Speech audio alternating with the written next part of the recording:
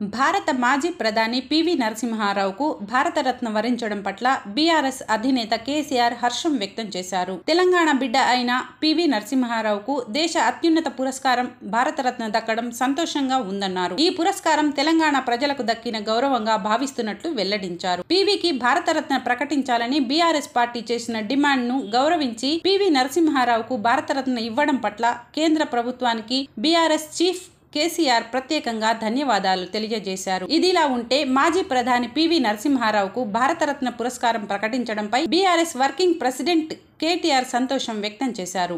ఈ మేరకు ట్వీట్ చేశారు. పివికి భారతరత్న అవార్డు ఇవ్వాలని కేంద్ర ప్రభుత్వం నిర్ణయం తీసుకోవడాన్ని స్వాగతించారు. ఈ సందర్భంగా ప్రధాని మోడీకి కృతజ్ఞతలు తెలిపారు. బీఆర్ఎస్ అధినేత కేసీఆర్ నాయకత్వంలో గతంలో పివి నరసింహారావు శత జయంతి ఉత్సవాలు అత్యంత వేడుకగా నిర్వహించినట్లు తెలిపారు. శత జయంతి ఉత్సవాలతో పాటు పివికి భారతరత్న పురస్కారం ప్రకటించాలని కేంద్రాన్ని డిమాండ్ చేస్తున్నట్లు చెప్పుకొచ్చారు. ఆ సందర్భంలో పివి నరసింహారావుకు భారతరత్న ప్రకటించాలంటూ కేంద్రాన్ని డిమాండ్ చేసిన నేపథ్యంలో ఈ ఏడాది జూన్లో కేటీఆర్ చేసిన ట్వీట్ ను రీట్వీట్ చేశారు. మోడీ రాజనీతికి చిత్తశుద్ధికి నిదర్శనం. విష్ణువర్ధన్ దేశ ఆర్థిక సంస్కరణలో ప్రధానిగా ముందుకు నడిపించిన కాంగ్రెస్ నేత మాజీ ప్రధాని పివి నరసింహారావుకి భారతరత్న ప్రకటించడం అభినందనీయం అని ఏపీ బీజేపీ రాష్ట్ర ఉపాధ్యక్షుడు ఎస్ విష్ణువర్ధన్ రెడ్డి స్వాగతించారు. సొంత పార్టీ ప్రధాని జాతీయ స్థాయి నేత తెలుగు బిడ్డను కాంగ్రెస్ అవమానించినా నేడు బీజేపీ రాజకీయాలకు పార్టీలకు అతీతంగా పివిని గౌరవించింది. ఇది మోడీ రాజనీతికి చిత్తశుద్ధికి నిదర్శనం అని బీజేపీ రాష్ట్ర ఉపాధ్యక్షుడు